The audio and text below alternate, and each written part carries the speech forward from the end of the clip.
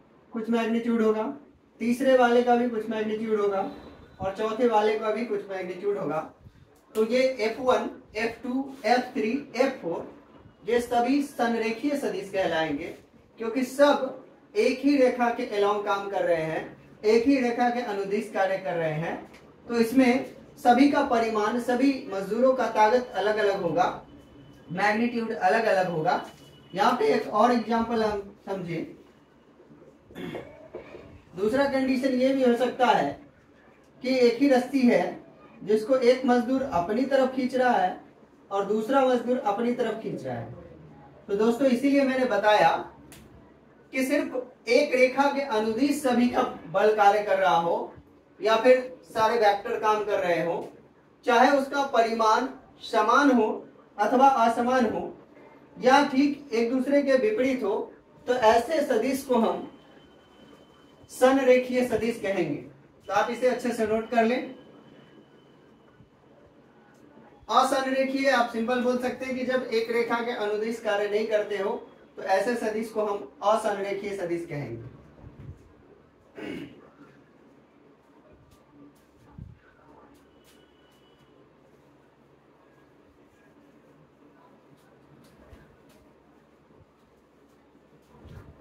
ठीक है दोस्तों, हो गया।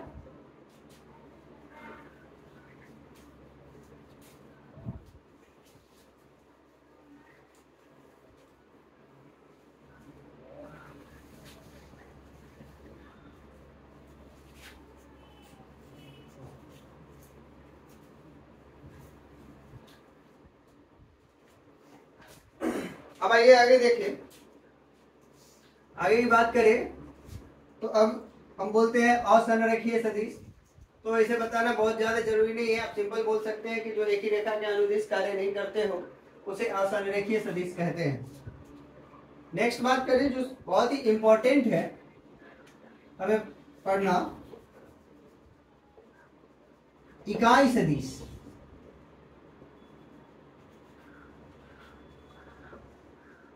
इकाई सदिश,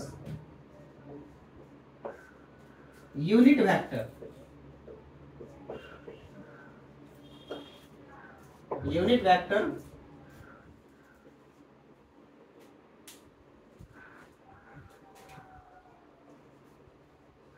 वैसा सदिश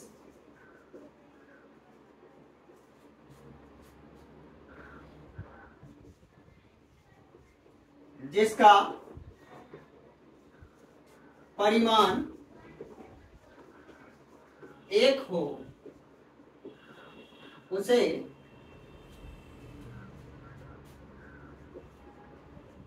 इकाई सदिश कहते हैं।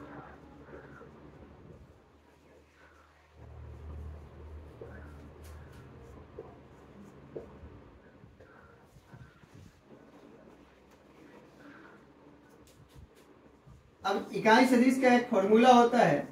सबसे पहला तो इकाई सदिश को हम रिप्रेजेंट करते हैं तो किसी भी अंग्रेजी अल्फाबेट के ऊपर एक कैप लगा देते हैं, जिसे आप पढ़ेंगे। इसे हम पढ़ सकते हैं यूनिट वेक्टर ए, या फिर आई कैप, आई हैट या कैरेट। ठीक है, तो जब दिए गए वेक्टर को उसके मैग्नीट्यूड से डिवाइड किया जाता है तो हमें यूनिट वेक्टर प्राप्त होता है। ये यूनिट वेक्टर का फॉर्मूला है। अब इसको कैसे पढ़ेंगे वो याद रखिएगा। तो इसे बोलिएगा यूनिट वेक्टर ए, ठीक है, या फिर बोल सकते हैं ए कैप, या बोल सकते हैं ए हैट, ठीक है, या बोल सकते हैं ए कैरेट, किसी भी नाम से। लेकिन सबसे ज्यादा जो फेमस नाम है वो है यूनिट वेक्टर ए। अगर इस जगह पे आई होगा तो उसे हम पढ़ेंगे यूनिट वेक्टर आई, बी होगा तो उसे हम पढ़ेंगे यूनिट वेक्टर बी, सी होगा तो उसे हम पढ़ेंगे यूनिट वेक्टर सी। ठीक है दोस्तों, किसी भी वेक्टर के डायरेक्शन को प्राप्त करने के लिए हम यूनिट वेक्टर का इस्तेमाल करते हैं।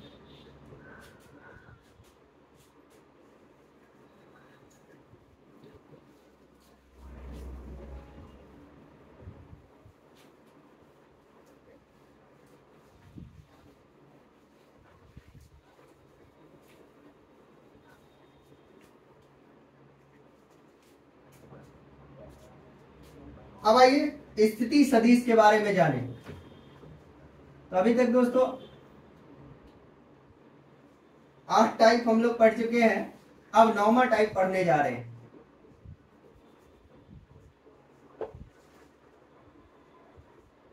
स्थिति सदिश। इसमें आप स्टार लगा ले, इसकी बहुत जरूरत पड़ती है। यूनिट वेक्टर भी बहुत इंपॉर्टेंट है और आने वाला जो नल वेक्टर पढ़ाएंगे वो सब भी बहुत इंपॉर्टेंट है।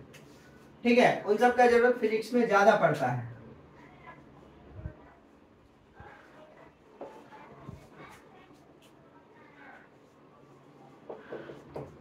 पोजीशन वेक्टर,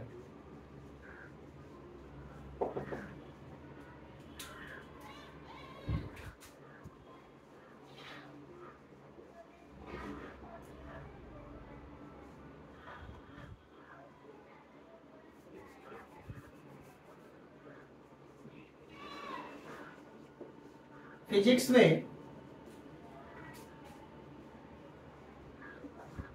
किसी वस्तु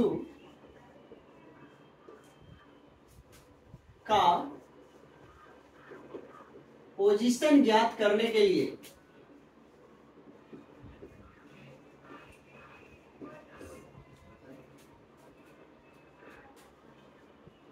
लिए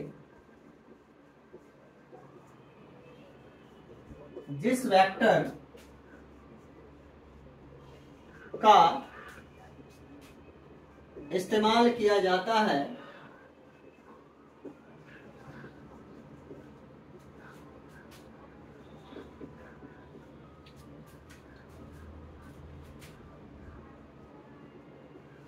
उसे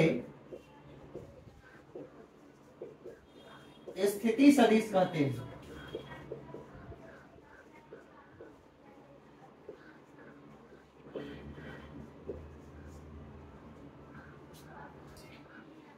तो दोस्तों मैथ में किसी वस्तु का पोजीशन हम जब ज्ञात करते हैं तो उसके लिए हम कोऑर्डिनेट सिस्टम का इस्तेमाल करते हैं। तो फिजिक्स में भी हम सबसे पहले एक कोऑर्डिनेट सिस्टम डिसाइड करेंगे और मान लीजिए कि यहां पर कोई वस्तु है ए पोजीशन पे। तो इस पोजीशन वेक्टर को ज्ञात करने के लिए हम ओरिजिन से एक लाइन को रेडियली आउटवर्ड यानी त्रिज्यतः बाहर की ओर एक लाइन ड्रॉ करेंगे और इसे हम R1 से रिप्रेजेंट करेंगे। जनरली स्मॉल r हो या कैपिटल R हो, R से पोजीशन वेक्टर को सूचित किया जाता है। तो ये हमारा y है प्लेन, XY प्लेन में कोई वस्तु स्थित है। अब मान लीजिए दूसरा पार्टिकल इस जगह पे स्थित हो, तो इसे हम बोलेंगे R2 से रिप्रेजेंट करेंगे, बी पोजीशन पे है तो इसे हम बोलेंगे R1 वाले को यहां पे लिखेंगे here R1 equal to position vector of A, और ये जो R2 है ये होगा हमारा पोजीशन वेक्टर ऑफ बी। ठीक है दोस्तों, अब इसके बाद एक और वेक्टर पढ़ना है जिसका नाम है डिस्प्लेसमेंट वेक्टर। तो इनिशियल पोजीशन वेक्टर और फाइनल पोजीशन वेक्टर के बीच का जो डिफरेंस होगा, अंतर होगा, उसे हम कहेंगे डिस्प्लेसमेंट वेक्टर।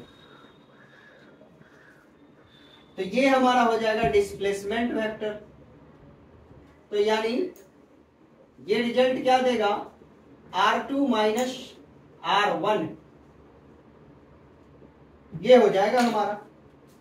तो इसे हम डिस्प्लेसमेंट वेक्टर को बोल सकते हैं कि फाइनल पोजीशन वेक्टर तथा इनिशियल पोजीशन वेक्टर के अंतर को, के डिफरेंस को हम डिस्प्लेसमेंट वेक्टर कहते हैं। आइए लिख ले, फिगर ड्रॉ कर लेंगे। यही फिगर आपको डिस्प्लेसमेंट वेक्टर में भी काम आ जाएगा। अगर आप ये वाला ड्रॉ करते हैं लाइन, जो अभी हमने रेड लाइन से दिखाया है,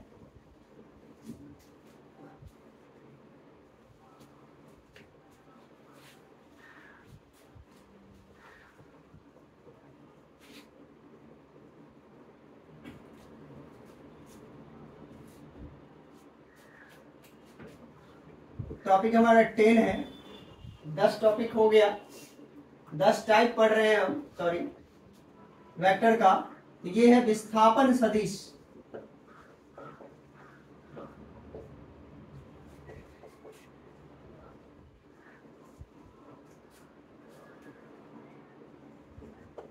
डिस्प्लेसमेंट वेक्टर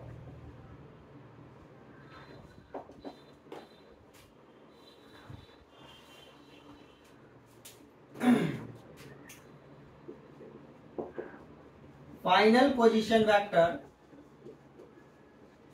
तथा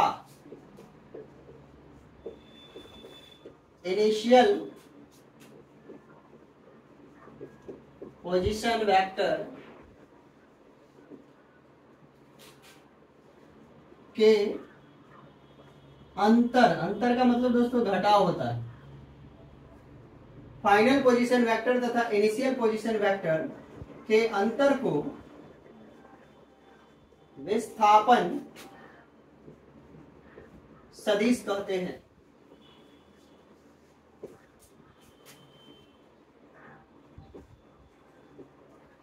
ठीक है दोस्तों, तो टाइम हो गया है। फिर कल के क्लास में हम लोग नल वेक्टर और उसके बाद वेक्टर ऑपरेशन की बात करेंगे, जिसमें हम लोग triangle law of vector addition, parallelogram law of vector addition और polygon law of vector addition पढ़ेंगे। तब तक के लिए आप इसे नोट कर ले। आज के लिए क्लास यही समाप्त होता है। धन्यवाद।